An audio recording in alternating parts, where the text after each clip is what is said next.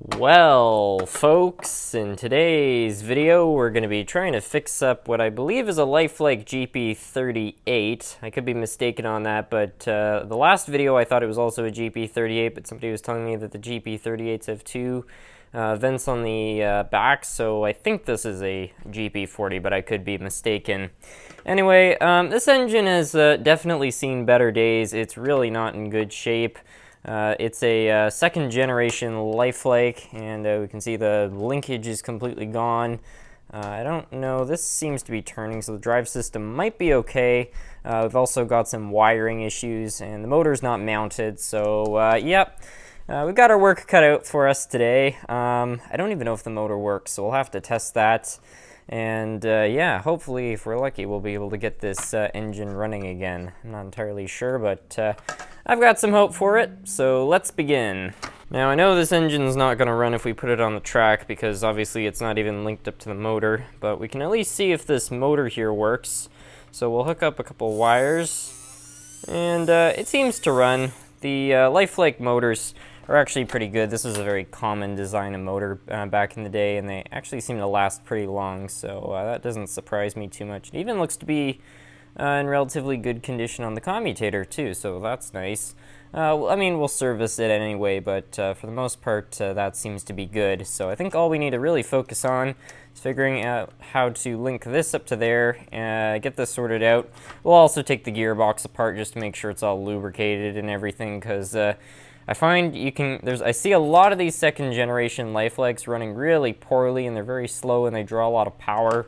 They're not very efficient engines, but I find one of the biggest issues is that a lot of people don't open these up and lubricate them ever, and when you give these things some grease, they can actually run pretty well, so we'll do that too. So we're going to begin by taking this gearbox apart. Now, to do this, what I usually do is I sort of just get a tool under here and just start kind of prying it up. Can be a little bit tricky to do this sometimes, but the trick is you just got to get kind of like it out and around, and just like that. This comes off. Once you got that out of the way, the whole unit should, I stress the word should, just kind of go out like that. And yeah, then you can access a few more things like that. And there's the inside of the gearbox. And I believe once you remove these wheels, the whole thing just comes apart. And we can clean and lubricate all of this. This is not the worst engine I've ever seen, but you can see there is some hair and crap in there, so we'll want to get that out. And yeah, we'll, like I said, lubricate everything while we're in here to make sure that everything is working properly.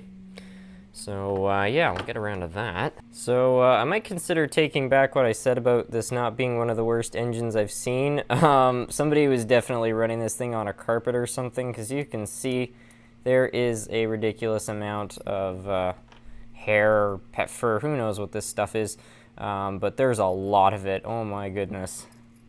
That is absolutely crazy. This is a big area where engines can burn out their motors, because this will really bog down performance. So it's very important whenever you open up a locomotive to make sure that there isn't any dust or hair or pet fur or what have you in the gearbox, because this is probably one of the leading causes in how motors burn out, because it will tighten up bearings just a little bit, it will get caught, and everything will not run well. Alright, so we've got the parts all cleaned up, so we can begin reassembling this now. We'll lift up these bearings just a little bit and add some oil to each side, just so those are all lubricated. So that's good, and then we can just plant this inside here. I'm going to face it this way because the fixture hangs onto here, so I think this is the correct way.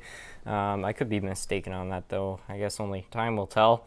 Anyway, I guess next we can put this one in. I can't remember if there's a certain side. I think we want to put the longer side in on the side that has the taller peg, so you can see that one's a little shorter. So we'll put some oil right around like that and put it in like so. And I think these are roughly the same, so there may be a side these go in better, but I'm just going to put them in like this. And I think it will be okay. So that's pretty much sorted out. And yeah, now we're going to put some grease on there. And we'll put a decent amount. It's really important you put grease on these. Again, like I was saying earlier, I've seen some of these that perform terribly, and it's just because they don't have enough lubricant on their worm gears. So it is quite crucial that you do this. And you can see as I turn this around, it will distribute that throughout the gearbox, lubricating all the teeth of the gears. And now we can take the other side here. We'll get our light fixture while we have this open. And we'll just slide it in. And do the same like this. Let's check to make sure everything is turning properly. That all feels okay. Put a bit of oil for the bearings on this side. And then for the gears, I don't think it matters what way you put them in. All that matters is that you lubricate all 4 of these bearings here. So that's all good. Now all we need to do is put the cover back on. And that would go on like this. So we'll kind of get that around there. Snap it in. And just like that, we got the truck all back together. Now shortly we're going to put all of the drive system back together, but before that we're going to remove both of these pieces because they're slipping quite badly, because unfortunately these are made out of nylon and you can see it's cracking. But you can usually get quite a bit more life out of these if you just kind of glue them on. So what I'm going to do is I'm actually going to take some sandpaper, roughen this up a little bit, and then we're going to add some CA or crazy glue or what have you, and just put those back on, and they should work.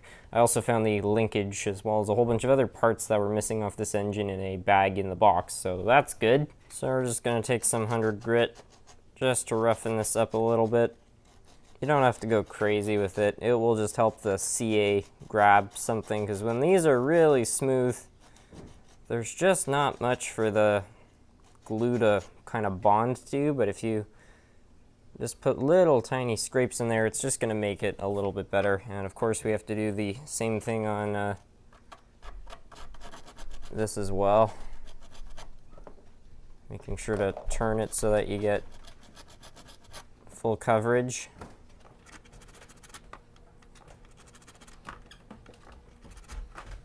And to get this all back together, we're going to add some super glue. And the main thing is that you just need to put it on the end and be very careful not to put too much, because the thing is that when you add the parts on, what you don't want is the glue running down there where it could reach the bearing. You just want enough glue that it will hold this piece on and prevent it from slipping.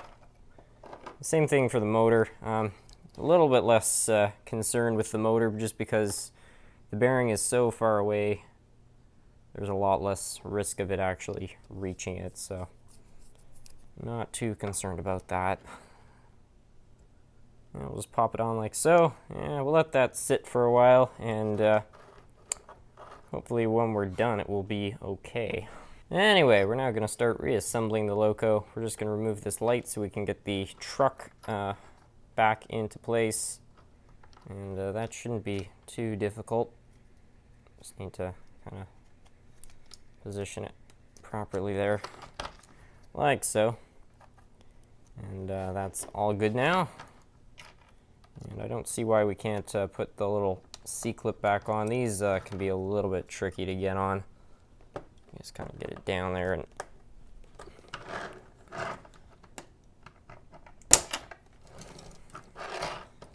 well, there you go. So that's all good. Now we've got to get this piece in here. This can be a little bit tricky. Just got to kind of insert that like so. And we'll take the motor here, lift that up, and get it around. we'll lower the whole unit down here, and we're gonna have to put in, there's a screw missing here. I'm pretty sure I found the right screw, so we just need to insert that, and the motor assembly should be pretty much good. Then we just gotta sort out the wiring and maybe clean this up, and this thing might run. Anyway, here it is. I don't know for a fact that this is the correct one, but it's the only one that actually fit inside the motor. It looks like it very well could be the correct one. I don't know, even placing it right here, that kind of looks right. So we just need to get the motor kind of positioned properly. And if we're lucky, this will just go in and secure our motor. Well, I think that's secured. Yeah, okay. Good. Now all we need to do is get all the rest of it back together, which means breaking out the old soldering iron. So the first thing we're going to do is we're going to connect this red wire up to this bulb. Some bulbs on some locomotives, such as Athearn, are connected to the ground or the rest of the body of the locomotive, and that's why they can only have to use one wire.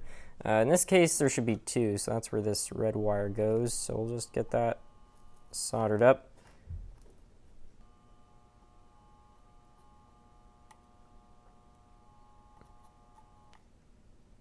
There we are. Piece right here. And I got that sorted. And for the wires on the motor, we'll just connect them to these two tabs right here. It doesn't matter which wire goes to what. It will affect the direction of the locomotive, but you can always change this if ever needed. Let's get that soldered on there. Yeah, that should do her. Anyway, now all we need to do is get the shell and whatnot back on, which shouldn't be too difficult. I guess we'll begin with this part. You can tell it goes this way because there's this little hole for the screw, and also the weight moves up a little. So we'll just drop that down. I found this screw. This is not the one that was in there, but I have a feeling it will work. Plus the other one is really stripped, so even though it's kind of rusted out, it might just work better at holding this on. And then we'll use the more stripped screw to actually hold the shell in place.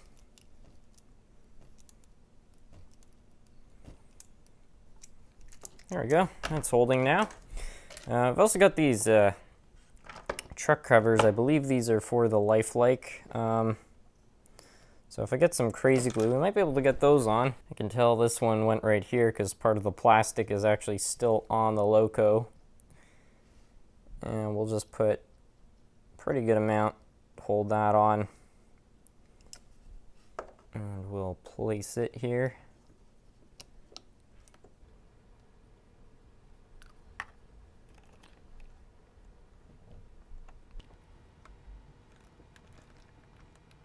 Now, unfortunately, there only seem to be 3 out of 4 of the truck covers, so one's not going to be covered up, but still, in comparison to what it was, it's a solid step in the right direction, so that's good. Now, anyway, we can probably put the shell on now. Just make sure none of those wires are in the way. The front of the loco is on this side. You can tell because the light is there. I only have one screw to remount the shell, but it should be enough. So we'll just screw that in there, and hopefully everything will go well.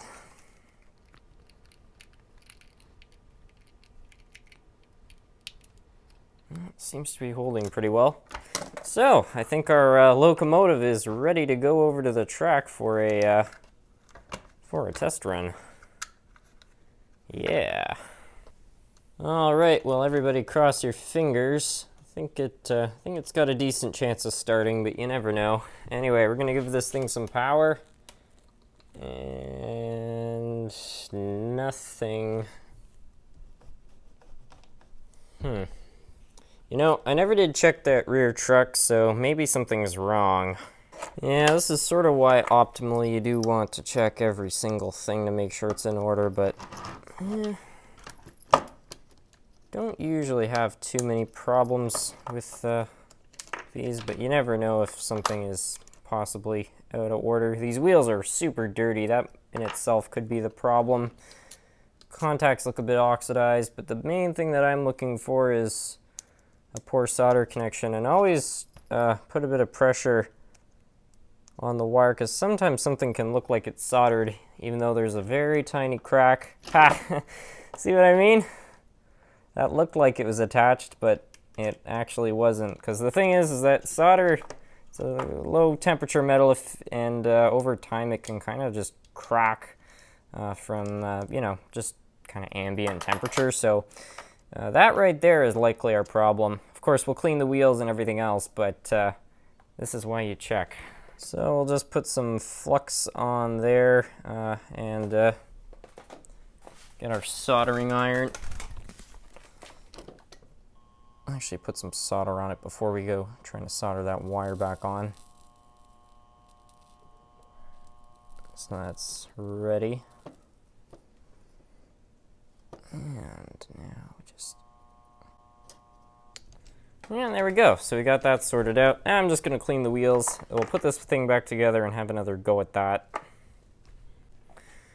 Alright, got the wheels all cleaned up there. Got the contacts also all nice and clean, shiny there. So this thing is really pretty much all ready to go. We'll get the wheels back in. And while we're in here, we'll lubricate them just so that this thing is really, you know, gonna hopefully perform well. If it runs, of course. Yeah, oh, yeah, that's turning really well. Good. And now we just need to get that back on. Yeah, it seems okay. All right, so we'll just get the shell back over the engine, take it back over the track, try again.